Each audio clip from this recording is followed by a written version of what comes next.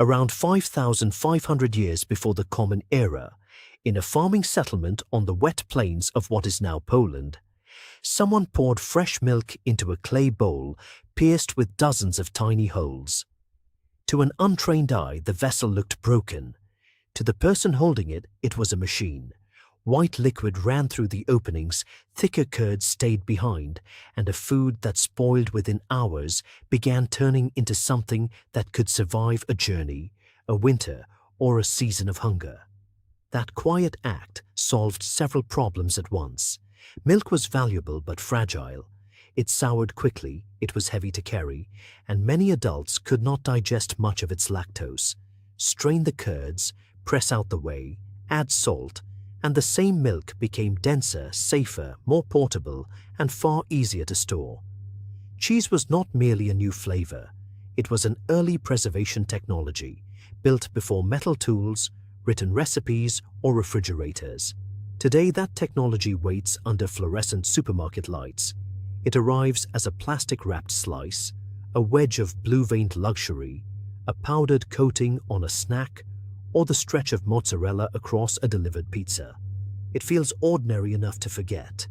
Yet cheese has been carried by soldiers, counted by tax collectors, traded through ports, guarded by royal law, standardized by factories, stockpiled by governments, and accepted by banks as collateral. Few foods have moved so easily between a shepherd's hut, a monastery cellar, an imperial road, and an industrial production line.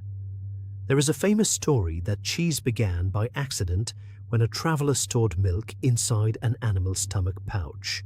Heat, movement, and natural rennet supposedly separated the milk into curds and whey. It is possible. It is also impossible to prove. The real invention was probably less dramatic and far more important. Across several pastoral societies, people discovered again and again that milk could be transformed by time, acid, enzymes, salt, smoke, pressure, and cold. Cheese may not have had one inventor. It may have had thousands. What began as a way to rescue milk would become a form of stored wealth. It would mark the difference between peasant food and elite taste, help armies cross frontiers, carry European livestock systems into conquered lands, erase generations of farmhouse knowledge, and eventually become one of the most engineered foods in the modern world. The strangest part is that the basic transformation never changed. Milk becomes curd, curd loses water, microbes take over, and time turns necessity into desire.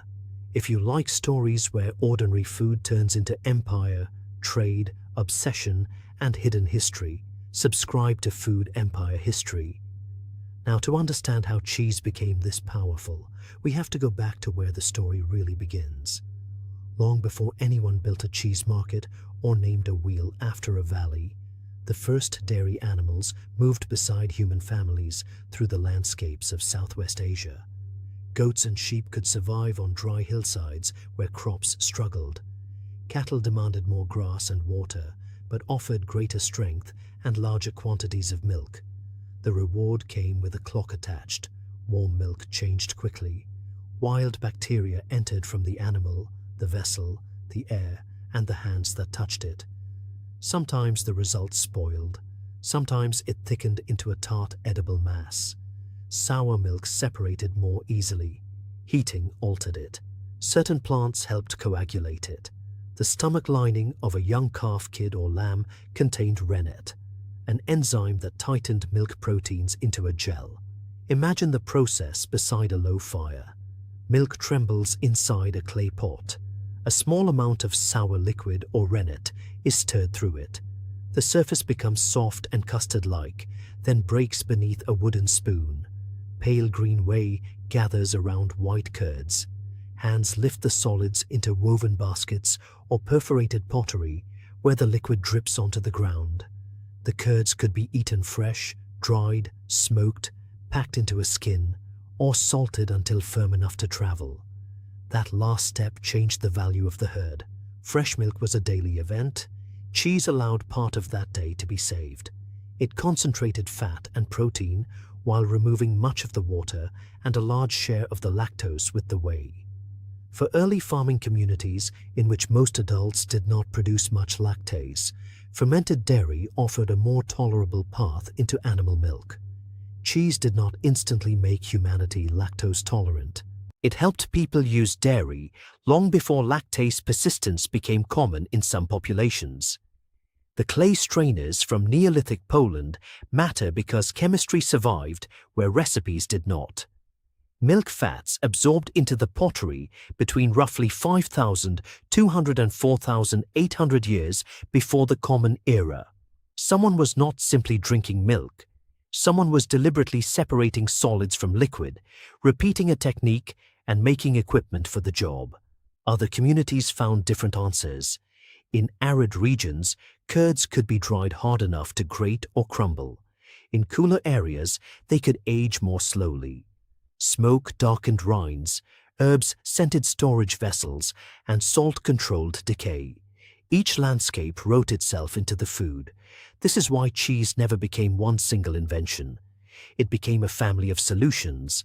A fresh curd eaten that morning and a wheel aged for 2 years begin with the same white liquid, but climate, microbes, milk, labor, and time push them in opposite directions. From the beginning, cheese was a record of place. Soon it would also become a record of power. By the time cities rose between the Tigris and Euphrates, cheese had entered the world of ledgers. Mesopotamian administrators recorded dairy animals, milk products, deliveries, and rations on clay tablets. Herds belonged to temples, palaces, and wealthy estates as well as families.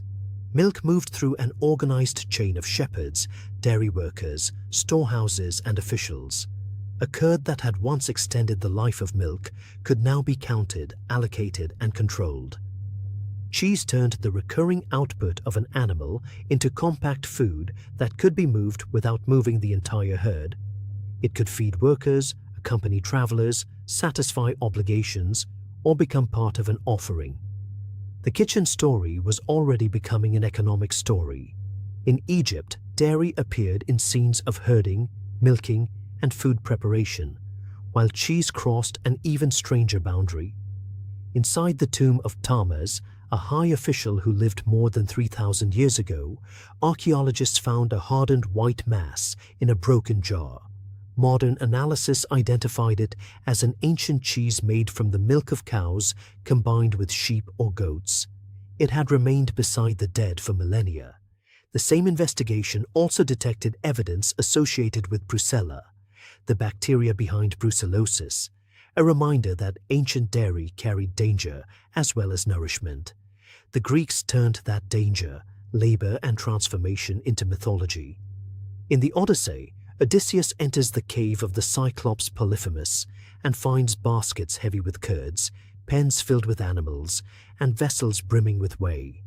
Before the monster appears, the cave is a dairy. Cheese could be offered, sold, packed for travel, or eaten by athletes seeking concentrated nourishment. Fresh country cheese belonged to shepherds and households. Rare, aged, or imported varieties could signal refinement.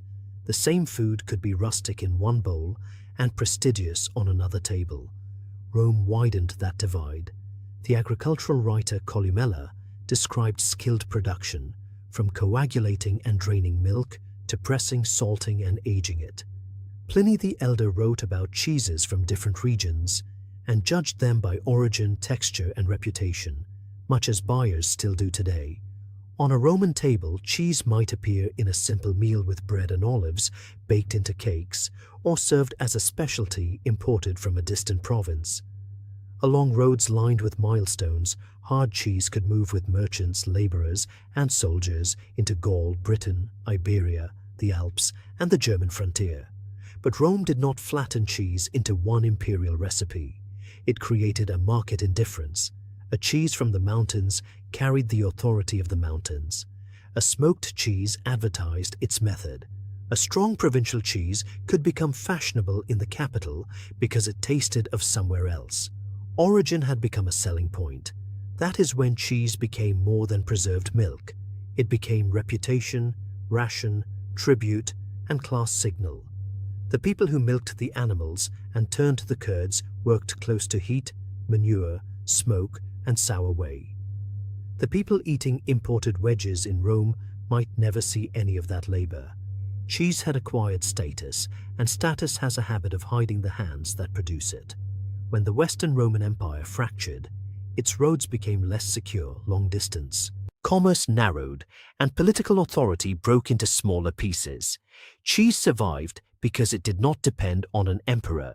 It lived inside seasonal routines, village knowledge, estate accounts, and the daily work of people who still had animals producing milk. Monasteries and large religious estates controlled land, herds, salt, labor, and storage space. Women on farms, mountain shepherds, tenant families, and village specialists carried much of the practical knowledge. Religious houses offered continuity, land, labor, and cellars where successful methods could be repeated. In cool rooms beneath stone walls, wheels changed slowly. Salt drew moisture outward. Natural yeasts and bacteria transformed the rind. Molds entered through cracks and air. Some cheeses were washed with brine, beer, or wine, producing pungent surfaces that discouraged unwanted organisms while encouraging others. The mountains created another kind of innovation. During summer, herds climbed to high pastures rich with grasses and flowers. Milk was abundant, but roads were steep and markets distant. Carrying liquid downhill made little sense, so households pooled milk in large copper vats and made enormous wheels. A single wheel could contain the milk of many animals and many families. Its size was logistical, reducing rind and surviving months of transport. Across the Alps and nearby regions, this system produced the ancestors of cheeses such as Gruyere and Comté. The wheel became a cooperative vault, storing summer grass and labor for winter sale. In some communities, rent, dues, and taxes could be paid in cheese. Wealth sat in cellars, breathing through its rind. In the Po Valley, Benedictine and Cistercian estates helped develop the large, hard cheeses that became Parmigiano Reggiano. Abundant cow's milk meant local salt, copper cauldrons, and long aging. The result could survive trade far beyond the farm. Cutting one open released not only aroma, but stored time. Place names became commercial identities. Gouda became famous through the market city, where surrounding cheeses were weighed, graded, and sold. Edam's compact wheels traveled well, and protective coatings later helped them resist moisture on long voyages.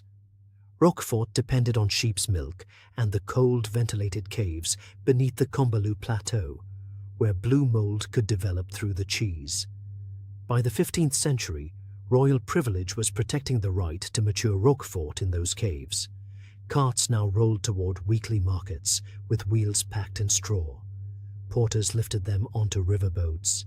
Merchants pressed thumbs into surfaces, smelled cut samples, argued over moisture, and wrote prices into ledgers. Cheese crossed borders, and every crossing increased the distance between producer and buyer. A mountain survival food could become an urban delicacy, and a village name a commercial promise. Then European expansion pushed the system across oceans.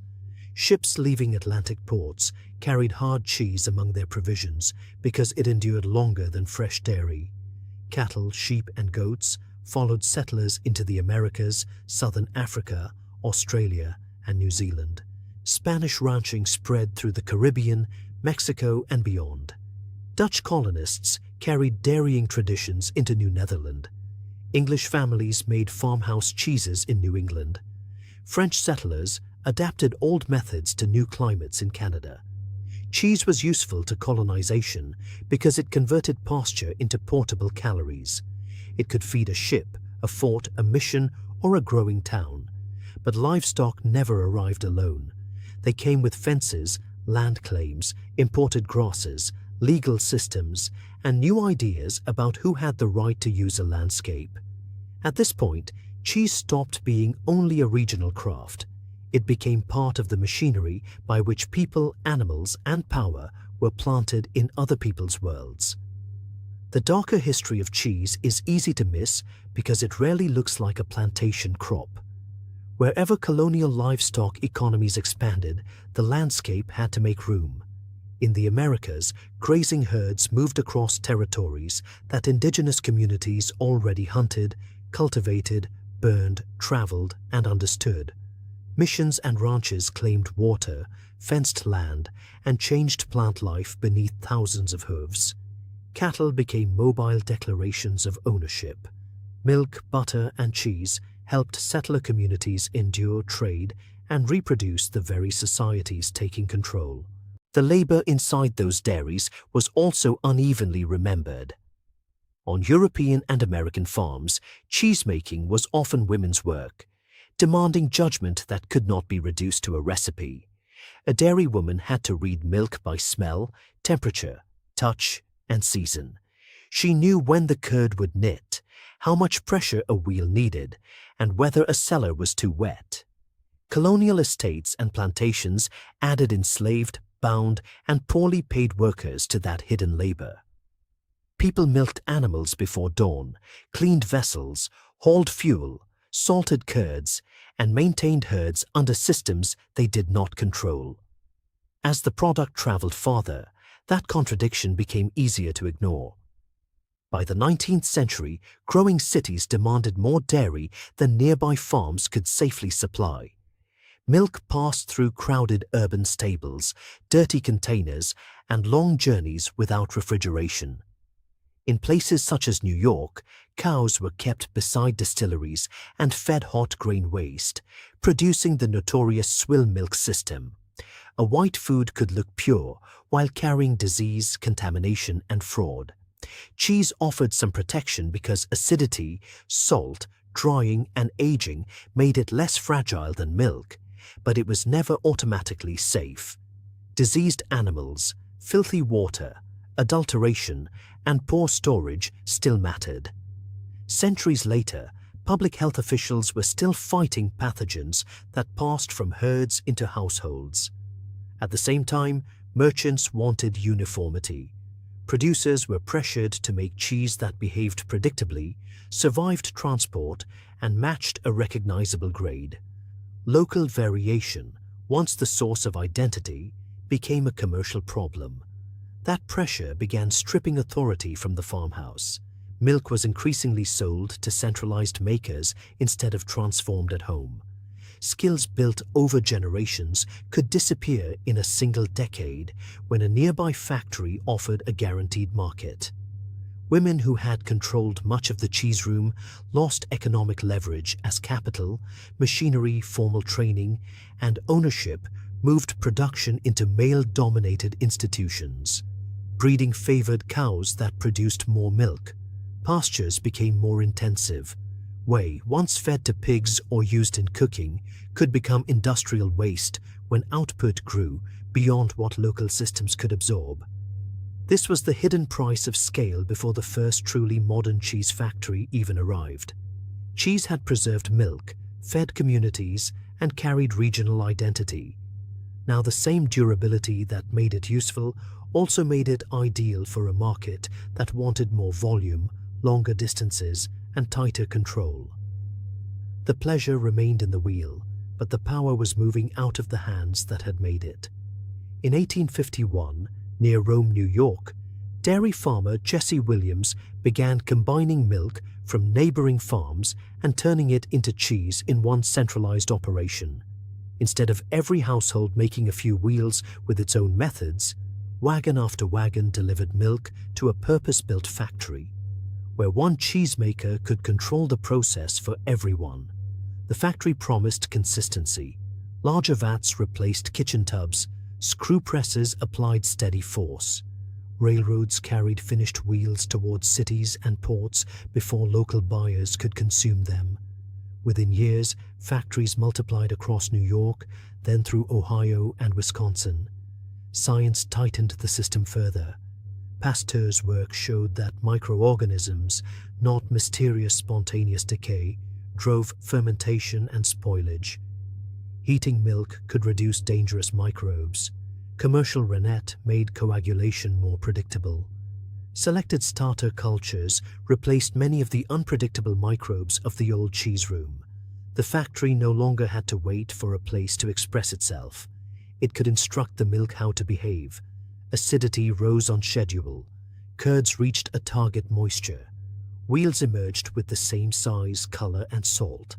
The machine did what empires had tried to do for centuries. It made desire repeatable. Wisconsin became a center of this new order after exhausted wheat fields pushed farmers toward dairying, and European immigrants brought cheesemaking knowledge. Inside steam-clouded windows, while curd knives moved through vats large enough to swallow the output of dozens of farms. Then the product itself was redesigned. In 1911, Swiss innovators Walter Gerber and Fritz Stettler used heat and sodium citrate to create a smooth cheese that resisted separation and kept longer. 5 years later, James L. Kraft patented a method of heating and stirring cheese so it could be sealed hot and kept far longer. War gave the invention its enormous market. Processed cheese could be packed, shipped, portioned, and eaten far from a cellar. The United States military bought millions of pounds for troops during the First World War. After the war, military familiarity became household demand. Advertising sold cleanliness, reliability, and convenience. Processed cheese did not crack unpredictably, grow an alarming rind, or require a cheesemonger's advice. It melted smoothly. It looked the same in every package. By the middle of the 20th century, individual slices, cheese spreads, boxed macaroni, frozen meals, and mass-produced burgers had turned cheese from something cut at a counter into something engineered for a specific action. During the Second World War, research into dehydration produced cheese powders that were lighter and easier to ship. Afterward, those powders entered snack coatings, sauces, and packaged foods. Cheese flavor could now travel without a wheel. It could cling to a corn puff, disappear into seasoning dust, or wait for hot water inside a packet. Milk proteins, fat, whey, cultures, coloring, emulsifying salts, and flavor compounds could be managed independently, then recombined for cost and performance. The old cheesemaker asked what the season had produced. The modern food technologist could ask what the product needed to do, stretch, melt, shred, spray, freeze, survive a truck, or remain identical in 10,000 restaurants. Cheese had conquered distance. The price of that victory was that distance no longer had to taste like anywhere at all. The modern supermarket holds both endings of this story at once. One aisle offers raw milk wedges tied to a valley, a breed, and a season. Another offers shredded mozzarella designed for pizza ovens, orange slices engineered to melt on burgers, and powdered cheese hidden inside snacks. The difference is not simply authentic versus fake. Both are products of technology. One manages living variation, the other removes it. Governments became part of that system too.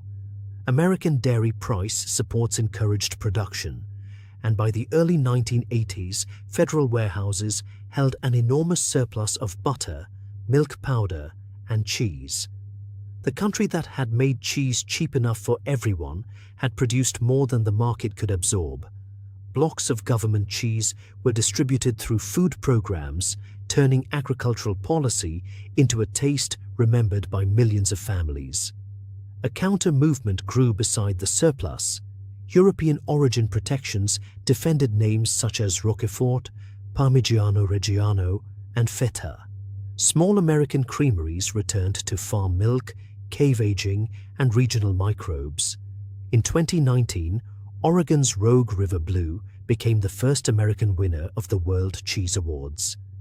The nation associated with spray cheese had beaten older cheese cultures at their own competition, yet scale still dominates daily consumption. Pizza, prepared meals, fast food, and restaurant chains use rivers of mozzarella and cheddar. In the United States, cheese consumption rose dramatically as fluid milk drinking declined. Much of that cheese is not eaten from a board. It arrives already melted into convenience. The hidden cost now reaches the atmosphere and the water. Dairy herds require feed, land, refrigeration and transport, while cattle release methane. Making hard cheese concentrates milk, so a small wedge can carry the environmental weight of far more liquid than it appears to contain. Whey has become valuable in protein powders and food ingredients, but intensive production still creates waste, manure, and pressure on farmers caught between rising costs and powerful buyers. And still, an old wheel can behave like money. In Italy, banks have accepted Parmigiano Reggiano as collateral, storing it in guarded climate-controlled warehouses while it matures. 7,000 years after curds first stayed behind in a clay strainer, cheese remains stored milk, stored labor, stored landscape, and stored value. Why did cheese endure when so many ancient foods vanished or became local curiosities? Turning liquid into a salted solid moved nourishment through time. A wheel was summer stored for winter. Refrigeration eventually removed the original emergency, yet cheese became more desirable rather than less. That is because fermentation does something storage alone cannot. It creates flavors that were never present in the milk. Molds open blue channels, rinds soften from the outside inward, and crystals form inside long-aged wheels. A mild white liquid becomes nutty, grassy, earthy, sharp, or almost painfully pungent. Time does not merely protect the food, it invents another one. The cheesemaker controls temperature, salt, pressure, and moisture. Then living organisms continue the work in darkness. Cheese remains partly alive, even when industry tries to make it behave like a machine. That tension now sits inside your refrigerator. A wrapped slice represents perfect consistency. A farmhouse wedge promises the season, pasture, animal, cellar, and hands of one maker. Neither appeared from nowhere. Both descend from the same ancient decision to keep the curd and let the whey run away. Blue veins inside Roquefort carry cold air moving through limestone caves. Mozzarella stretching over pizza carries migration, industrial ovens, and a dairy chain built to deliver identical melt.